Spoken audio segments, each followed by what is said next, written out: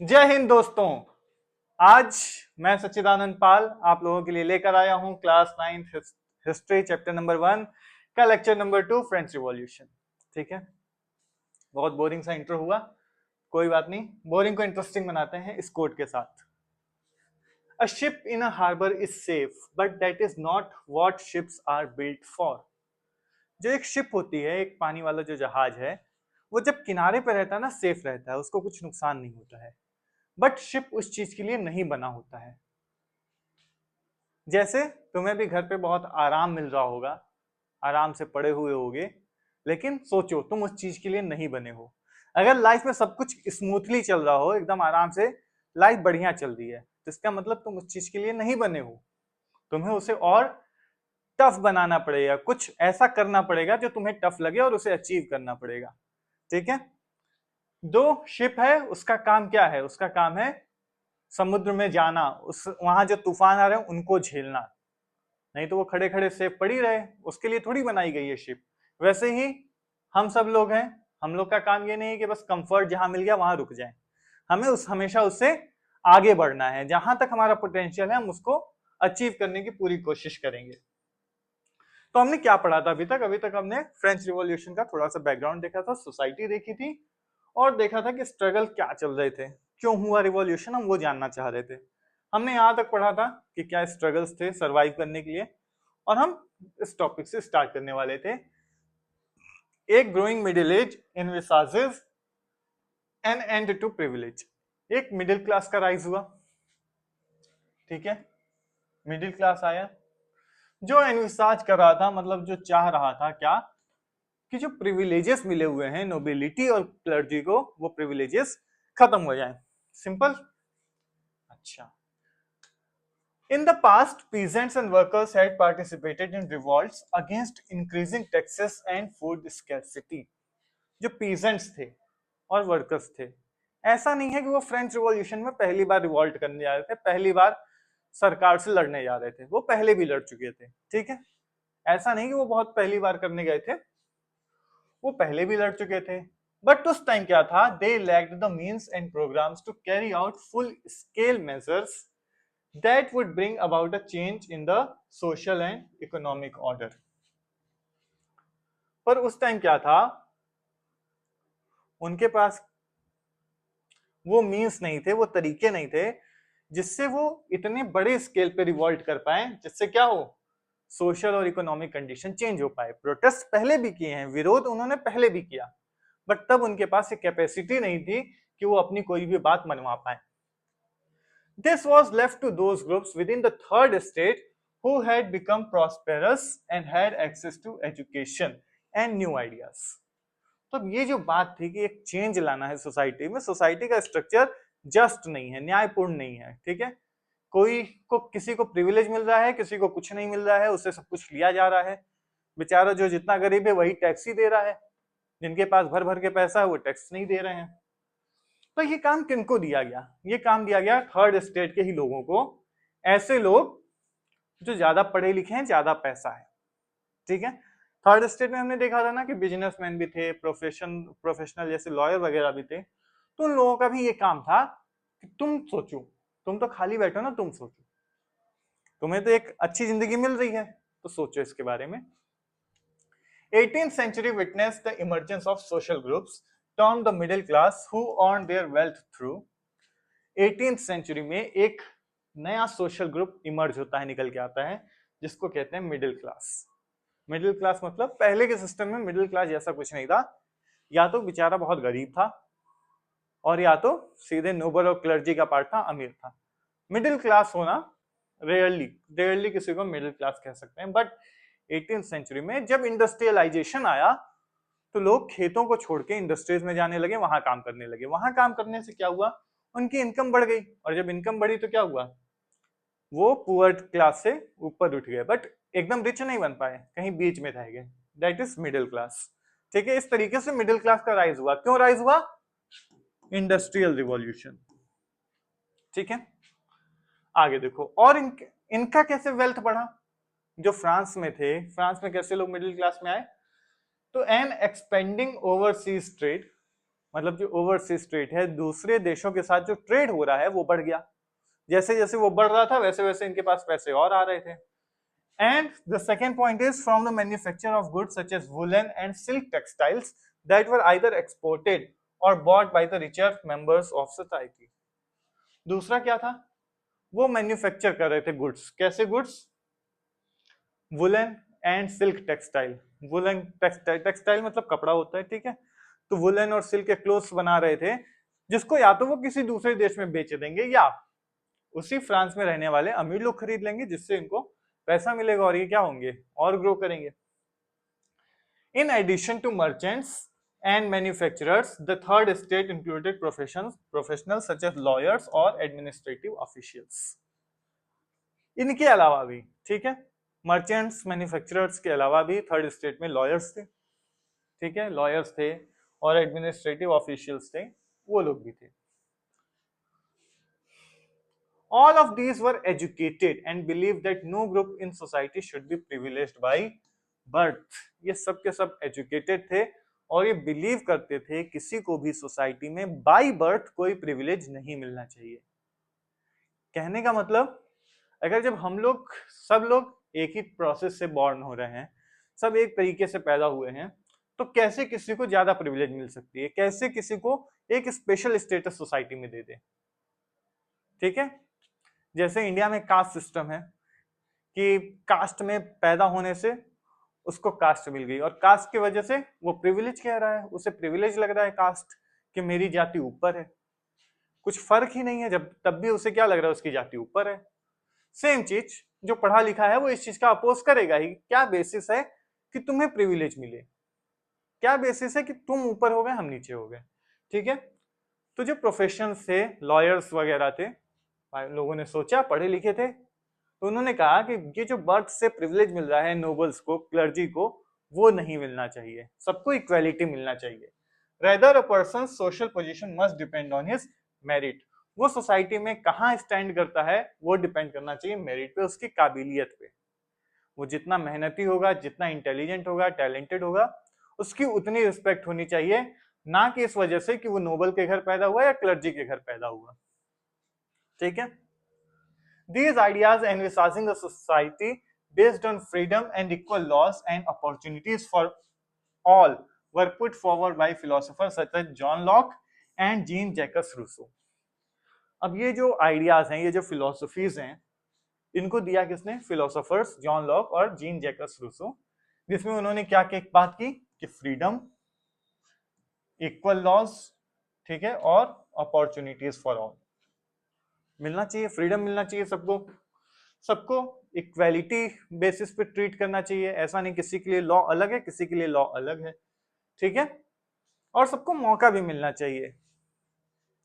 In True Treatise of Government, Locke sought refute the doctrine of the divine and absolute right of the monarch. True Treatise of Government, John Locke ने एक book लिखी, ठीक है, ये John Locke उनकी book है।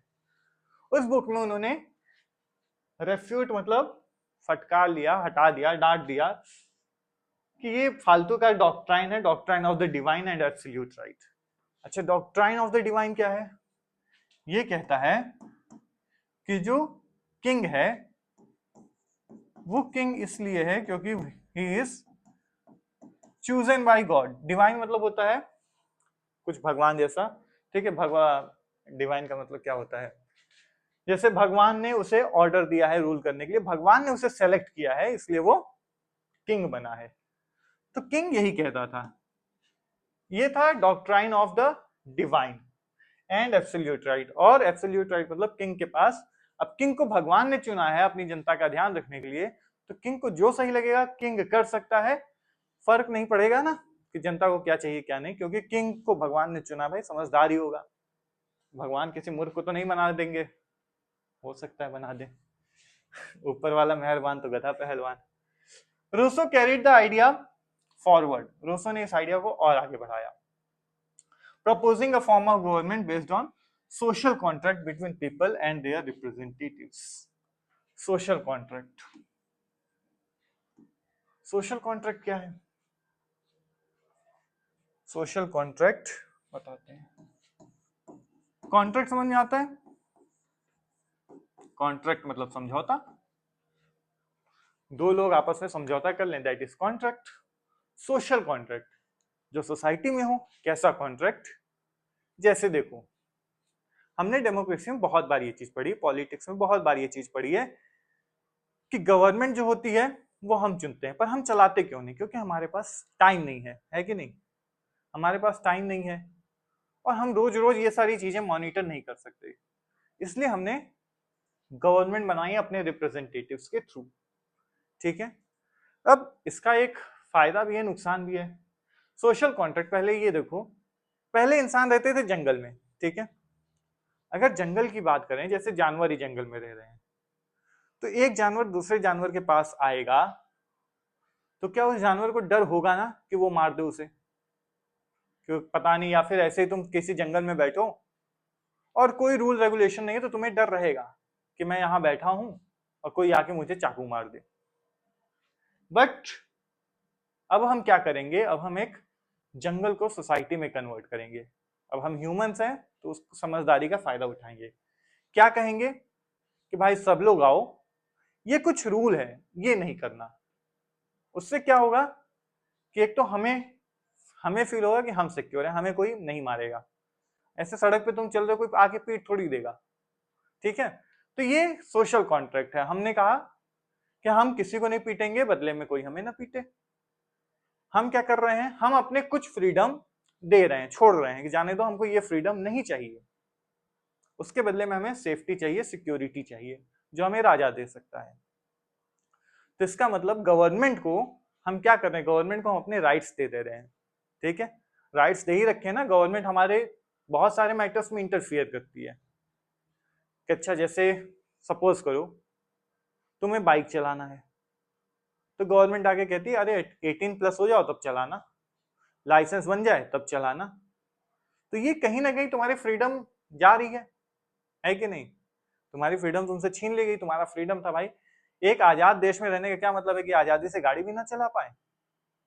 पर ये सोचो, हमने यही चीज गवर्नमेंट को दे दी कि ले लो, अच्छा तुम मेरे ऊपर ये लिमिटेशन लगा दो।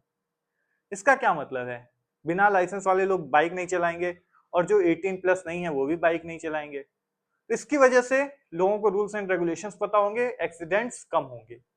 मतलब सड़क पे जाओगे तो किसी दूसरे की गलती से तुम्हारी जान को खतरा नहीं होगा। तो हमने क्या किया, हमने अपना राइट्स दे दिया और उसके बदले में हमें अपनी सिक्योरिटी मिल रही है।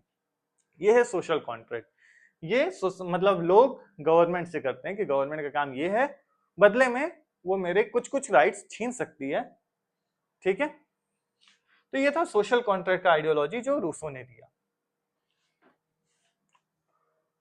आगे देखते हैं, अ ग्रोइंग मिडिल क्लास, हाँ वही topic. In the spirit of the laws, Montesquieu proposed a division of power within the government. ये बुक का नाम है the spirit of the laws. इसके राइटर है मॉन्टेस्क। उन्होंने कहा कि जो गवर्नमेंट की पावर है उसको अलग अलग ऑर्गन्स में बांट देनी चाहिए, लेजिस्लेटिव, एग्जीक्यूटिव एंड जुडिशियरी। ये पावर किसी भी एक के पास नहीं होनी चाहिए। किंग ही जज है, किंग ही एग्जीक्यूटिव है, किंग ही लॉ बना रहा है, सब काम किंग ही करेगा, ये नहीं चलेगा। और जब यूएसए, हमने यूएसए का इंडिपेंडेंस देखा, जब यूएसए इंडिपेंडेंट हुआ तो ये चीजें उस पर अप्लाई भी हुई। ठीक है, after the 13 colonies declared their independence from Britain, तो ये सिस्टम यूएसए में लाया गया। The American Constitution and its guarantee of individual rights was an important example of political thinkers in France. USA में जो राइट्स मिले, bill of rights, fundamental right जहां से इंडिया ने लिया, तो ये जो राइट्स की बात यूएसए के कॉन्स्टिट्यूशन में हुई इंडिपेंडेंट होने के बाद, ये बहुत बड़ी अचीवमेंट थी फ्रांस के पॉलिटिकल थिंकर्स की। जो फ्रांस में बैठ के जॉन लॉक, रूसो बात कर रहे हैं, उसका इंपैक्ट अमेरिका पे भी पड़ रहा है और अमेरिका ने इस तरीके से अपना कॉन्स्टिट्यूशन बनाया। The ideas of these philosophers were discussed intensively in salons and coffee houses and spread among people through books and newspapers. अब क्या था, जो इनका आइडिया था, जो रूसो ने दिया कि अच्छा ऐसा करते हैं ना, किंग हमारे सारे डिसीजन क्यों ले रहा है, हम डिसाइड करेंगे कि कैसे चलना है गवर्नमेंट, बदले में हम गवर्नमेंट को कुछ देंगे, हम टैक्सेस दे देंगे, पैसा भी दे देंगे, पर गवर्नमेंट हमारे हिसाब से चलनी चाहिए। ये सारे जो भी आइडियाज आ रहे थे नए नए, उसको बहुत ज्यादा डिस्कस किया जा रहा था सैलून्स में, ठीक है। कोई बाल कटाने गया है, अब कुछ है नहीं तो बात कर रहे हैं इस टॉपिक पे, फिर कॉफी हाउस में बात हो रही है, और ये धीरे धीरे जनता के बीच में फैलता जा रहा है ये idea. These were frequently read aloud in groups for the benefit of those who could not read and write. जो लोग लिख और पढ़ नहीं सकते थे, उनके लिए भी लोग क्या करते थे, इन आइडियाज को पढ़ते थे, चिल्ला चिल्ला के पढ़ते थे, ताकि जो लोग जिनको पढ़ना नहीं आता वो भी सुन लें, ठीक है। इस तरीके से ये पूरे आइडियाज फैल गए। जैसे भगत सिंह ने कहा है, you can kill a man but not his ideas. आदमी को मार सकते हैं बट उसके विचारों को नहीं मारा जा सकता। तो ये विचार फैलते जा रहे थे फ्रांस में। The news that Louis XVI planned to impose further taxes to be able to meet the expenses of the state generated anger and protest against the system of privileges. अब पता चला कि लुई 16 टैक्स बढ़ा रहे हैं। अच्छा ठीक है, क्यों बढ़ा रहे हैं? क्योंकि वॉर लड़के आए हैं। तो वॉर लड़के आए हैं तो हमने कहा था वॉर लड़ने के लिए उनसे, फ्रांस की जनता ने कहा था कि जाके वॉर लड़िए। जब फ्रांस की जनता ने नहीं कहा तो आप क्यों गए वॉर लड़ने? और जब गए हैं तो फिर पैसा हमसे क्यों मांग रहे हैं? और मांग भी रहे हैं तो सिर्फ हमसे क्यों मांग रहे हैं? नोबल्स क्लर्जी से क्यों नहीं मांग रहे हैं? वो उनसे भी टैक्स लीजिए। इसकी वजह से उन्हें इस सिस्टम पे गुस्सा आया और इसका अपोज करना स्टार्ट कर दिया। Louis 16 had to increase taxes. Louis 16 को, ये टॉपिक है आउटब्रेक ऑफ रिवॉल्यूशन। अभी बैकग्राउंड समझ आया। अब देखो रिवॉल्यूशन कैसे स्टार्ट हुआ। पहली चीज, लुई 16 को टैक्स बढ़ानी पड़ी, ये हमने स्टार्टिंग में पढ़ा है। क्यों पढ़ी, क्यों बढ़ानी पड़ी, समझ लेना। How do you think he could have gone about doing this? कैसे बढ़ाया होगा टैक्स? सोचो, कुछ तो प्रोसेस होगा ना, कैसे मर्जी से अपने मन से जो कह दिया वो हो गया। In France of the old regime की बात कर रहे हैं, the monarch did not have the power to impose taxes according to his will alone. France के मुनार के पास, किंग के पास ये पावर नहीं थी कि वो अपने मन से टैक्स बढ़ा दे, ठीक। Rather, he had to call a meeting of the States General, which would then pass his proposal for new taxes. तो उसे क्या करना पड़ेगा? स्टेट्स जनरल की मीटिंग बुलानी पड़ेगी, उस मीटिंग में टैक्सेस पास होंगे, तब जाके वो इंप्लीमेंट होंगे। क्लियर?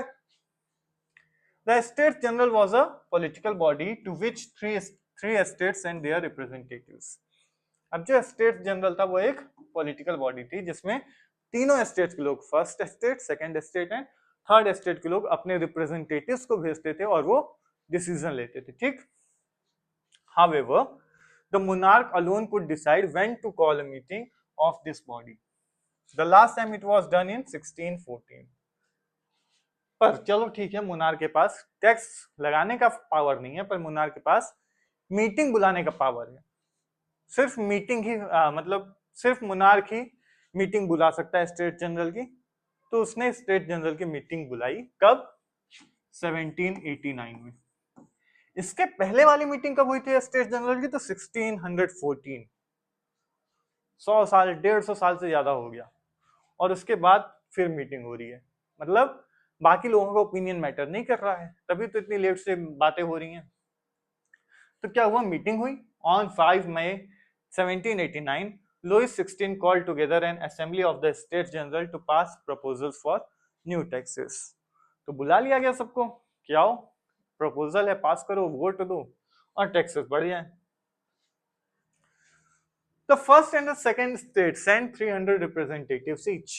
फर्स्ट स्टेट और सेकंड स्टेट ने 300 लोगों को भेज दिया, 300 फर्स्ट स्टेट से, 300 सेकंड स्टेट से। Who were seated in the rows facing each other on two sides. वो क्या कर रहे थे? दोनों अलग अलग, एक इधर बैठे थे और एक इधर बैठे थे, ठीक है। दोनों एक दूसरे को फेस करके बैठे थे, फर्स्ट स्टेट और सेकंड स्टेट। जबकि थर्ड स्टेट ने 600 लोगों को भेजा और वो खड़े थे पीछे, ठीक है, बैठे नहीं थे, वो पीछे खड़े थे। The third state was represented by its more prosperous and educated members. Third state को कौन रिप्रेजेंट करेगा? प्रॉस्पेरस और एजुकेटेड मेंबर्स, पढ़े लिखे लोग। अब यहाँ पर टैक्स है, टैक्स बढ़ा रहे हैं सरकार, तो उससे जाके बात भी करनी है ना, बहस भी करनी है कि नहीं बढ़ना चाहिए, ऐसा नहीं होना चाहिए, वैसा नहीं होना चाहिए। तो एजुकेटेड लोगों को भेजा जाएगा, समझदार लोगों को। Peasants, artisans and women were denied entry to the assembly. और इस असेंबली में पेजेंट्स को, आर्टिसंस को और वुमेन को एंट्री अलाउ नहीं किया गया, क्योंकि उन्हें लगता था ये लोग कैपेबल नहीं है ये डिसीजंस लेने के लिए। However, their grievances and demands were listed in some 40,000 letters which the representatives had brought with them. अब ये लोगों को अलाउ तो नहीं किया गया, पर इनके जो ग्रीवांसेस थी, शिकायतें थी, उनको कलेक्ट किया गया और 40,000 लेटर लिखे गए थे इनकी प्रॉब्लम्स के, और वो थर्ड स्टेट की जो 600 रिप्रेजेंटेटिव से अपने साथ ले गए थे कि भाई हमारी ये समस्याएं हैं, मीटिंग हुई है तो इस मीटिंग में सॉल्यूशन निकलेगा। Voting in the state general in the past had been conducted according to the principle that each state had one vote. इससे पहले क्या होता था, जब भी स्टेट जनरल में मीटिंग होती थी तो हर स्टेट का एक वोट होता था। तो टोटल कितने वोट्स? 3 वोट्स। ठीक है, एक फर्स्ट स्टेट का, एक सेकंड स्टेट का और थर्ड स्टेट का। This time too Louis 16 was determined to continue the same practice. अब लुईस 16 ने कहा इस बार भी यही करेंगे, 1 वोट इसका, 1 वोट इसका, 1 वोट तुम्हारा। But members of the third state demanded that voting now be conducted by the assembly as a whole. अब थर्ड स्टेट ने कहा नहीं, वोटिंग होगी तो कैसे होगी? वोटिंग होगी, सबको एक एक वोट मिलेगा। इसका मतलब 300 वोट फर्स्ट स्टेट को, 300 वोट सेकेंड स्टेट को और 600 वोट थर्ड स्टेट के लोगों को मिलेगा। और अब वोटिंग होगी, फिर डिसाइड होगा। ठीक, this was one of the democratic principles put forward by philosophers like Rousseau in his book The Social Contract. अब ये जो आइडिया था कि हम हर एक पर्सन को एक वोट देंगे, ये रूसो की बुक से आया था, जो द सोशल कॉन्ट्रैक्ट अभी तुमने देखा। When the king rejected this proposal, member of the third estate walked out of the assembly in protest. और जब किंग ने क्या किया, इस प्रपोजल को मानने से मना कर दिया, तो थर्ड स्टेट के लोग क्या किए? उठ के चल दिए, प्रोटेस्ट। हमें वोट ही नहीं देना, हमें इस असेंबली का पार्ट ही नहीं होना। ठीक है,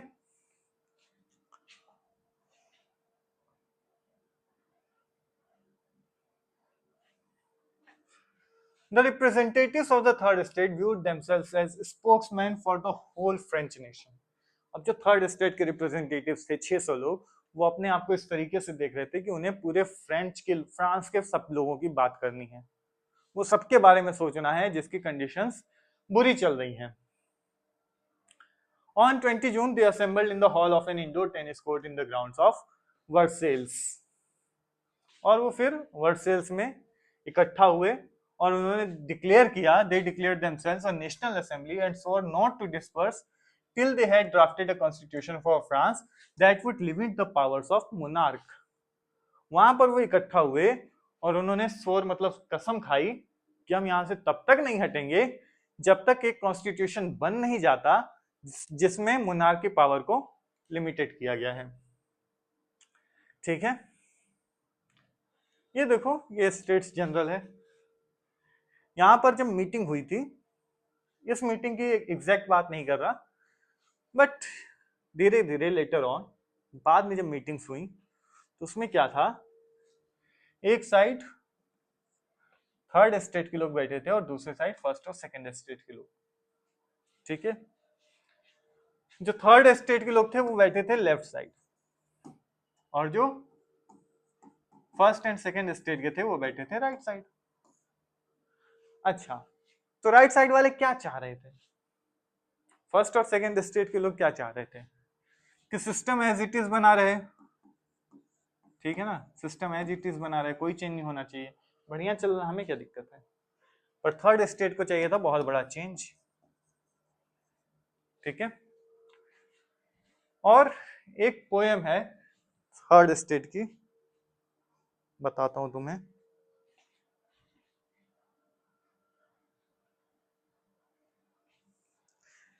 जैसे तुमने देखा किसमें क्या कहा गया कि थर्ड स्टेट के लोग पीछे खड़े थे, देखना, had to stand at the back। तो इस पे एक पोयम है, We stood at the back, unheard, unseen, while nobles sat in silks and sheen. Our hands were calloused, our voices low, but in our hearts a fire would grow. ये बता रहे हैं कि हमें पीछे खड़ा रखा गया और हम खड़े थे, जबकि जो नोबल्स थे वो बहुत अच्छे कपड़े पहन के और बहुत अच्छे से अपनी जगह पे बैठे हुए थे। हमारे हाथों को कोई नहीं देख रहा था, ठीक है, हमारी आवाज कम थी, बट हमारे दिल में एक आग जलने वाली थी। The throne looked down, so proud so tall. जो थ्रोन था, जो राजा का सिंहासन था, जो बहुत प्राउड था, बहुत लंबा बड़ा था, ठीक है, वो नीचे देख रहा था। It never saw the people's call. उसने कभी भी लोगों की बात सुनी ही नहीं। But left and right a rift would start and liberty would flood the heart.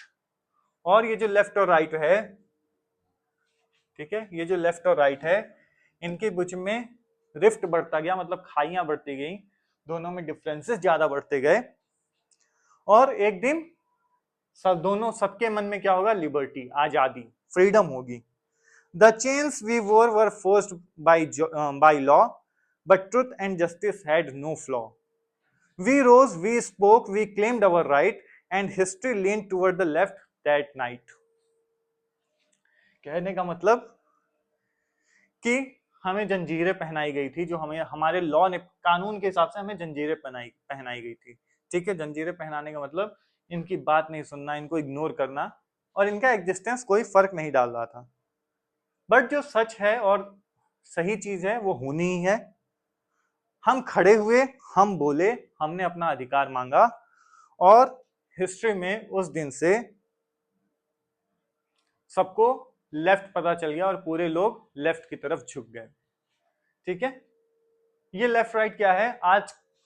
आज भी इसका यूज होता है। ये है ideologies, left wing and right wing, ठीक है। लेफ्ट विंग और राइट विंग दो आइडियोलॉजीज हैं। राइट विंग जो चाहते हैं कि चेंज ना हो, सोसाइटी जैसे चल रही है वैसी चलनी चाहिए, बट लेफ्ट विंग किसकी बात कर रहा है? पूरे फ्रांस की बात कर रहा है, पूरे फ्रांस के दबे कुचले लोगों की बात कर रहा है, जिनके लिए वो बोल रहे हैं, ठीक है। और तब से ये लेफ्ट एंड राइट आज तक पॉलिटिक्स में यूज होता हुआ आ रहा है, ठीक। आगे देखते हैं। हाँ, कहां तक थे हम? यहां से। अब ये लोग जो थे, दे वर लेड बाय मिराबो एंड अबेसियस। इन लोगों को लीड करने के लिए दो लीडर थे। मिराबो क्या था? एक नोबल फैमिली से था, बट उसको लगता था कि ये जो प्रिविलेज मिली है हमें, मुझे किस बात के लिए मिली है? क्योंकि वो एक नोबल क्लास में जन्म लिया बस। तो मिराबो ने कहा ऐसी चीज नहीं होनी चाहिए। एक नोबल खुद कह रहा है कि ऐसी चीज नहीं होनी चाहिए, ये चीज गलत है। He brought out a journal and delivered powerful speeches to crowds assembled at Versailles. फिर उसने जर्नल निकालना स्टार्ट कर दिया, मतलब मैगजीन्स लिखना शुरू कर दिया, आर्टिकल्स लिखना शुरू कर दिया, और उसको वर्सेल्स में असेंबली में लोगों को इकट्ठा करके वो सुनाने लगा अपने नए ideas. Abbesius, originally a priest, wrote an influential pamphlet called What is the Third Estate? Abbesius ने एक पैम्फलेट निकाला, एक पोस्टर बनाया, जिसमें उसने लिखा what is the third estate. Third estate है क्या? ये है थर्ड एस्टेट, जो फर्स्ट और सेकंड एस्टेट का बोझ लेके चल रहा है। ये उसका पोस्टर है, ओरिजिनल पोस्टर, कि क्या है third estate, what is third estate. While the National Assembly was busy at Versailles drafting a constitution, the rest of France seethed with turmoil. अब वो लोग तो पहुंच गए टेनिस कोर्ट, कह दिया कि हम तब तक नहीं हटेंगे जब तक कॉन्स्टिट्यूशन नहीं बन जाता। तो कॉन्स्टिट्यूशन बनने लगा। जब कॉन्स्टिट्यूशन वर्सेल्स में बन रहा था, पूरे फ्रांस में कुछ और ही चल रहा था। पूरे फ्रांस में उथल पुथल मचा हुआ था। A severe winter had meant a bad harvest. बहुत बुरी ठंडी पड़ी, क्या हुआ? हार्वेस्ट खराब, फसल खराब। क्या होगा? फसल खराब हुई, ब्रेड की प्राइस बढ़ गई, and often bakers exploited the situations and hoarded supplies. जो बेकर्स थे, मतलब जो ब्रेड बनाते थे, वो क्या किए? वो सप्लाई को होर्ड करने लगे, इकट्ठा करने लगे। ऑलरेडी मार्केट में कम है, मार्केट में कम है तो प्राइस हाई है। अब जो है वो भी वो छुपा के रखते हैं, वो मार्केट में रिलीज नहीं करते ताकि तुम और पैसा दो तब लाएंगे। अभी जो तुम दे रहे हो अभी कम है मेरे लिए, हम रखे जरूर है लेकिन देंगे कब, जब और रेट बढ़ाओगे। नहीं मिलेगा तो तुम खुद कहोगे अच्छा ठीक है 100 रुपए ले लो दे दो, 200 ले लो दे दो, इस तरीके से रेट बढ़ता जाएगा। और ये क्या कर रहे थे, एक्सप्लॉइट कर रहे थे गरीबों को, जिनके पास खाने के लिए पैसा नहीं है उसको इस तरीके से परेशान किया जा रहा है। After spending hours in long queues at the bakery, crowds of angry women stormed into the shops. अब बेकरी के बाहर लाइन लगी हुई थी लंबी सी, क्योंकि सबको चाहिए ब्रेड खाने के लिए और ब्रेड मिल नहीं रहा है। तो एक बार औरतें खड़ी थी, उनको गुस्सा आया और वो घुस गई दुकान में तोड़फोड़ की और ब्रेड लेके चल दिए। At the same time the king order troops to move into Paris, और उसी टाइम किंग ने कहा अपने सैनिकों से कि आप पेरिस में जाइए, इन चीजों को रोकिए जो ऐसे इंसिडेंट्स हो रहे हैं। और 14 जुलाई को क्या हुआ सबको पता है। 14 जुलाई से ही हमने स्टोरी स्टार्ट की थी, हम 14 जुलाई पे आ गए। समझ में आया अभी तक कि किस तरीके से ये आगे बढ़ा?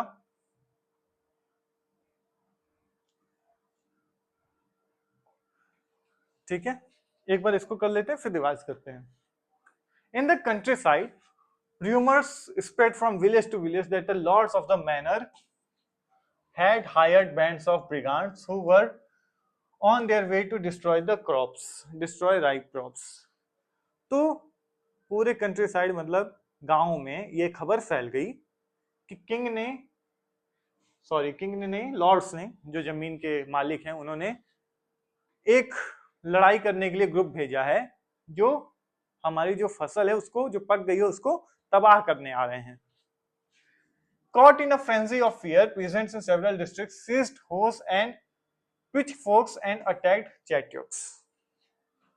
अब जब समझ में आया कि अगर ये हमारा क्रॉप डिस्ट्रॉय करने आ रहे हैं तो जब तक वो आए हम पहले उन पे ही अटैक कर देते हैं। अच्छा, चैरियोट्स क्या होता है? ये होता है एक पैलेस, या हाँ पैलेस समझ लो, बहुत बड़ा घर रहने के लिए।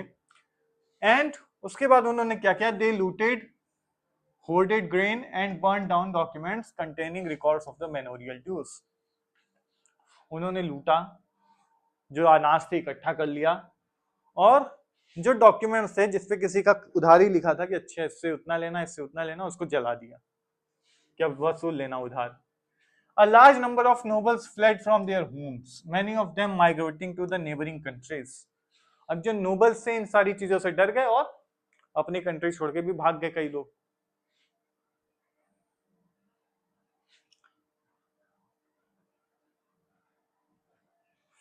ठीक है, faced with the power of his revolting subjects, Louis XVI finally accorded recognition to National Assembly and accepted the principle that his power would from now on be checked by a constitution. अब इतना pressure आया तो Louis 16 के पास कोई option नहीं था, उसने उनकी बात मान ली। ठीक है भाई, तुम कॉन्स्टिट्यूशन बना लो और हम उसी कॉन्स्टिट्यूशन के हिसाब से भी चल लेंगे, तुमको मेरे ऊपर लिमिट लगाना लगा लो। And on the night of 4 August 1789, the Assembly passed a decree that abolishing the feudal system of obligations and taxes. 4 अगस्त को असेंबली ने एक डेक्री पास किया। डेक्री का मतलब होता है ऑर्डर, जिसमें इन्होंने क्या किया? जो फ्यूडल सिस्टम था, जो टैक्सेस का सिस्टम था कि थर्ड स्टेट देगा, उसको अबॉलिश कर दिया, खत्म कर दिया।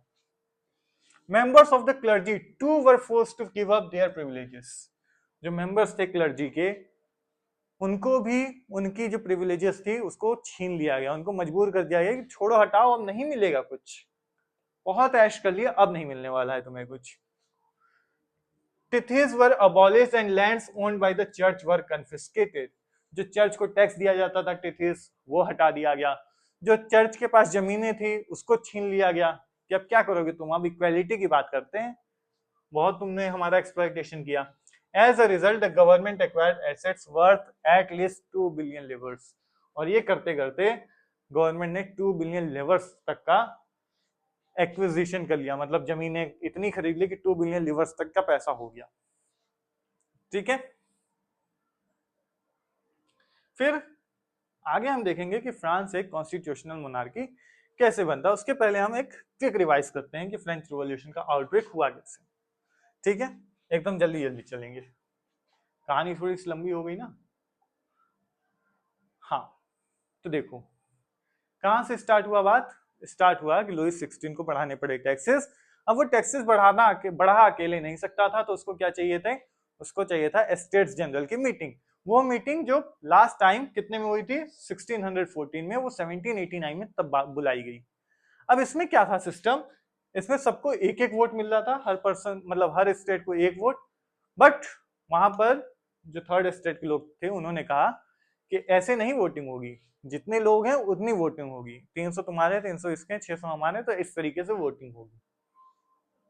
बट लुईस 16 को ये पसंद नहीं आया, तो उन्होंने इस चीज का अपोज कर दिया, और उसके बाद ये लोग उठ के चल दिए, प्रोटेस्ट में उठ के चल दिए। फिर कुछ देर बाद वो क्या हुए, एक टेनिस कोर्ट में इकट्ठा हुए और कहे कि हम यहां से तब तक नहीं हटेंगे जब तक कॉन्स्टिट्यूशन बन ना जाए। फिर उसके बाद मजबूरी थी, कॉन्स्टिट्यूशन बनाने का काम भी शुरू हुआ। और उस टाइम क्या हुआ था, जब ये सब उधर प्रोटेस्ट चल रहा था, हंगामा चल रहा था, तो पूरे फ्रांस में बहुत कड़ाके की ठंड पड़ी। कड़ाके की ठंड पड़ने से फसल भी खराब हुई, प्राइसेस ब्रेड के बढ़ गए, ब्रेड के लिए लड़ाई झगड़े हुए, और अल्टीमेटली 14 जुलाई वाला इंसिडेंट हुआ, जहां पर वो बेस्टाइल में जाके तोड़फोड़ मचा दिए, कमांडर को मार दिया, और लास्ट में किंग को मजबूर होना पड़ा कि हाँ ठीक है कॉन्स्टिट्यूशन बनेगा, मैं उससे सहमत हूं, और वो जो जैसा रूल कर चाहेगा वैसे करना पड़ेगा। क्लर्जी के साथ भी यही चीज किया गया।